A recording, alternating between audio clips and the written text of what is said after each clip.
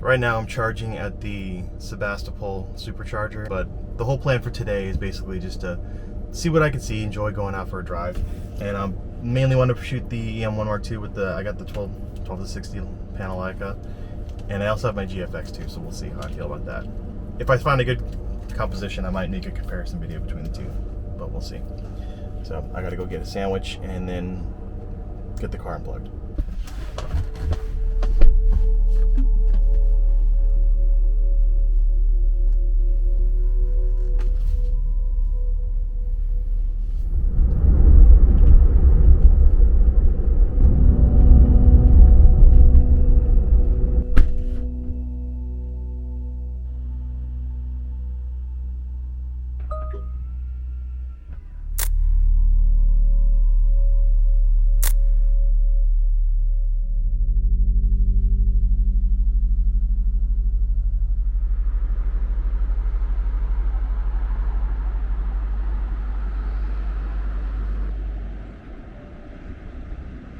Wow, first stop, I already got some cool shots. There's this cool truck behind me. I don't know if the guy's in there or not, but it's just this amazing view. So we'll see how far we get before I just stop making up a shot.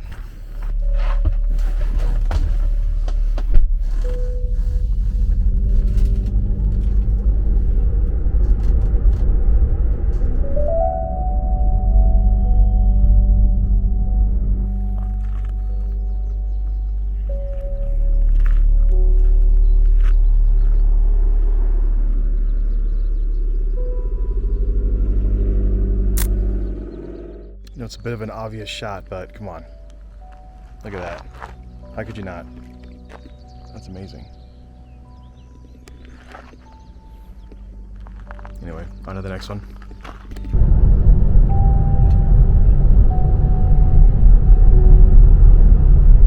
Alright, so I'm here at the first beach access place I could find. It's right next to some really fancy Michelin rated ranch that I could never afford to go to. So we're here at the free pleb beach where they allow the regular public, but it's really nice here.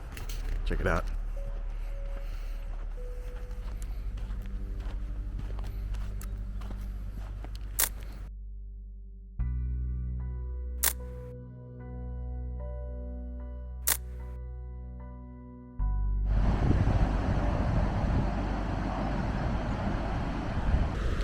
I'm out of the first spot. Found a nice little composition here at the beach. With the sea stairs in the background. I have the 35 Sumerit on the GFX 100.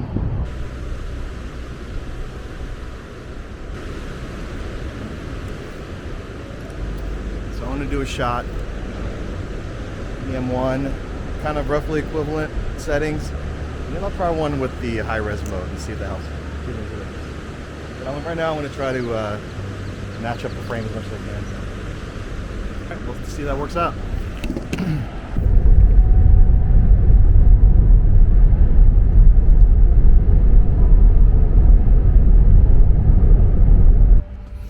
Pulled over here, it looks like this cool house that's abandoned, maybe being moved. I don't know, but it's cool. It's like half floating, so I gotta take a look at that.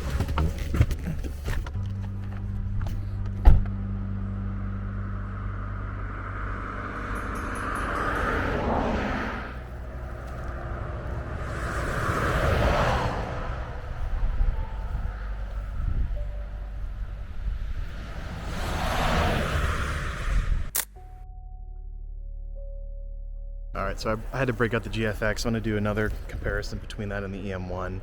There we go. So I have the GFX set up, looking at that house. I have a 51.7 on there.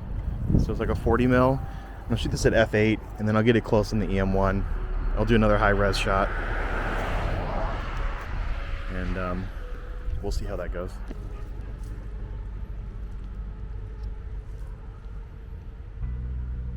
So just gotta wait for the wind to die down a little bit so I can take this shot. I'll take a couple just to make sure. This car's just ripping past here, damn. Alright, I'll take one more. I'm not sure if I was quite still enough, but we'll see. A little slow going today. I don't know, it's really pretty out here, but most of the houses are pretty boring, like kind of very high-end, earth-toned houses tucked away, nowhere to park. This is one of the more interesting places I've seen. If I'm gonna stop at the beach, I'll probably just do it in Mendocino because it's got a lot more access and more stuff to take pictures of, you know. But I'm gonna get out of here before I get hit by a car. Hey, Editor Joey from the future. I just wanted to do a little cut-in and show you the results of that EM1 versus GFX comparison that I shot. This I want to preface by saying it's not a very scientific comparison. I don't have a native GF lens yet, and my Minolta 50 is not as sharp as I thought it was, but it's still interesting to see regardless. But yeah, here, come take a look. Just as an overall image, they look pretty similar to me. The sensor size is exponentially larger on the GFX compared to the EM1. So you'd think there'd be a huge difference in compression. I don't really see it. I mean, the field of view is matched from the same location, the same spot. I didn't do that thing where everyone, they make the focal length equivalent. That's not a very good test in my opinion. Okay, so as far as like overall view goes, I think that looks pretty good. So we're gonna zoom in here. So here we are with a zoomed in comparison. Honestly, they look pretty good to me. They're both very sharp, lots of detail. Obviously, the one on the left, the zoom level is a little bit different, but that's okay. They both look pretty darn good. Like honestly, this is quite zoomed in. Like you can make a really large print with these two, and you're not gonna be able to tell the difference. So if you're not your pixel people, you're making a huge print, they're both gonna be good enough. But on the right is the EM1, and I'm at 100%, and on the left is the GFX, and I have that set to 66%. So let's take a look how much more detail there is. So here we go. We're zoomed into 100% now. And we'll zoom this guy, the M1, in at 200%. So clearly there's a big difference in resolution here. But in normal use, honestly, the EM1 is doing a lot better than I thought it would. So, just to be honest. Okay, so let's look at the second comparison. Okay, so now we have camera A on the left, camera B on the right. Which one is which? In this angle, they both look pretty similar to me. No, I don't see any huge shift in compression. You know, there's some small differences, obviously difference in color. It's hard to, you know, make these things match. See, I matched them as best I could. And then let's zoom in now. Okay, so here's the second part. Again, difference in resolution here. I have the OM1 on the left. I have the GFX here on the right. Slightly more zoomed in. The EM1's at 100%. This is at, I think, 50%. Honestly, though, they look pretty similar again. Sharpness, obviously, is pretty similar. It's like, I don't really see a whole lot of difference. Like, there's the difference in the bush there. You know what I mean? Like, the compression is very similar. Like, the image is very similar. It just you don't obviously have the full resolution. So let's look at the GFX at 100%. Or the Minolta is really not that sharp, apparently. So here in the left is the EM1 at 200%. So the GFX here is at 100. The EM1 is at 200%. And, you know, there's obviously more difference. You can definitely tell the sharpness. You can see there's more resolution. But it really isn't as big of a difference as you would think. It's 4 times the megapixels. The sensor size is way bigger. I mean, granted, I have a nice lens on the EM1 and kind of on a vintage lens in the GFX, but you'd think it would be night and day. And I mean, it is, but it's also not that big of a deal, I think. All right, so let's take a quick look at the pixel shifted and the 100 megapixel shot. And here we have the GFX on the left, EM1 on the right. So here's the GFX and the EM1 pixel shift. Clearly, there's slower shutter speed. They stitch it together. You can still see a little more text on the 50 megapixel pixel stitch. So as you can see, the GFX still has a lot more resolution. You get it's a little bit better, but not much. The text here is pretty. You can't see the text, and this is sharpened. So what does it look like against the EM1? Non-pixel shift, 20 megapixel, 50 megapixel pixel shift on the right, and it is a bit sharper. Not hugely, not as much as you'd think. Like, I feel like the text is about the same as it is in this one. It's just a higher resolution. Yeah, so not really as much of a difference as I thought. I bet you could upscale a lot of that footage and make it look pretty good. But yeah, Just as an editor's note, my ND filter kind of cooked some of the shots, so they look a little weird, that's why. And also, in hindsight, I really need to wear sunglasses more outside because I'm just squinting like crazy the rest of the video. But yeah, enjoy.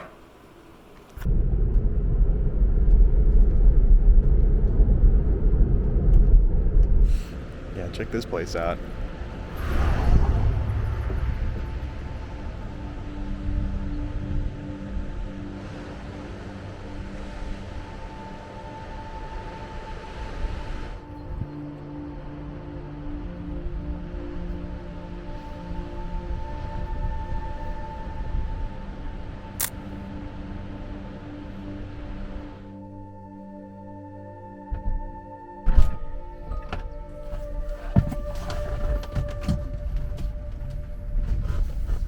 I'm stuck in traffic waiting to pull into Mendocino at the moment. So I've been listening to Joe, Clayton, and Mike make a podcast. On Joe's recommendation, I've been listening to the Beatles, and maybe I'm just uncultured swine, but I just don't get it. I don't get it. I don't like it. And I'm trying really hard. I mean, this song is especially weird, but I don't know. I'll stick it through. Maybe I'll change my mind.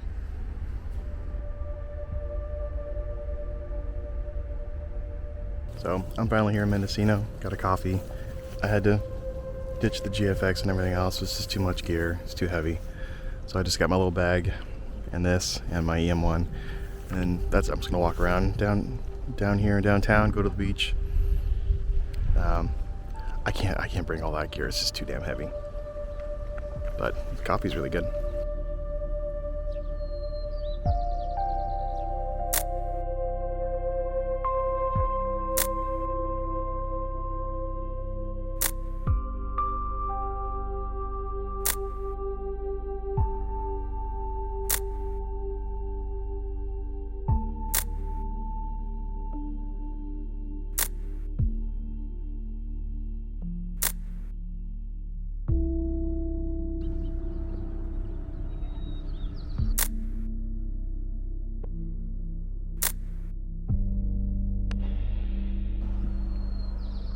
Oh man, my hair's all crazy. Yeah, I'm gonna head down to the beach in a few minutes. Take some more pictures up here. Some thoughts on the trip so far. The Osmo, which I'm shooting on now, it's very handy, but it's such a pain in the ass. On the second shot I made, I lost my most useful ND filter. It's somewhere in the car, maybe. I don't know. And I have to use the 6-9, which is a little too much.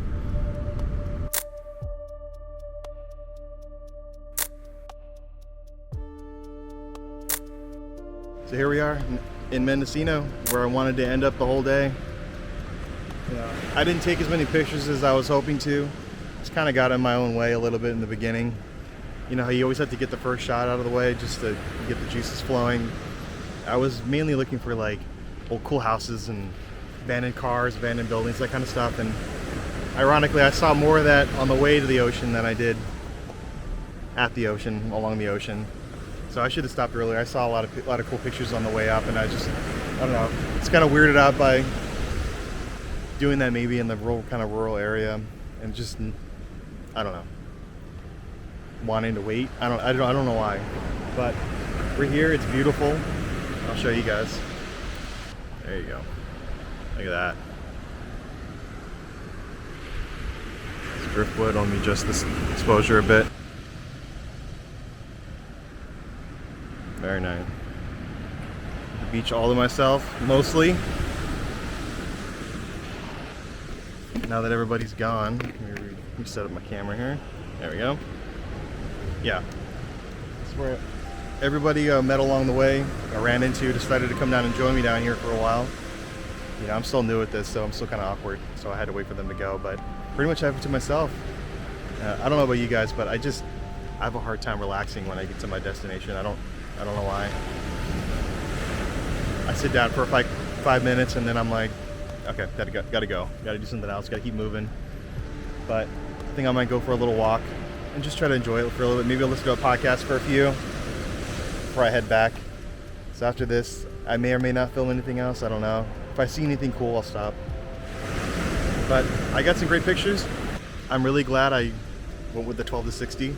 I really used the zoom on this a lot more than I thought I would have. So I was considering this or the 12 to 40 2.8, and the 2.8 is not that useful for me.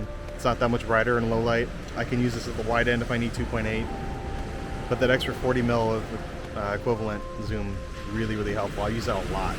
It gives quite a bit more reach. And then in between, you lose like a half a stop. Like, it's not that big of a deal. Yeah, great lens. A little different to edit with than I was used to. Did some test pictures the other day, and it was just very contrasty. But I was also in super contrasty light, which didn't help. So we'll see how these turn out. And I'm really curious to see how those high-res images and just how does it stack up against the GFX. I'm very curious to see how that turns out. So hopefully those pictures come out. But yeah, I'm gonna enjoy the rest of this little beach, and I'll catch you guys later.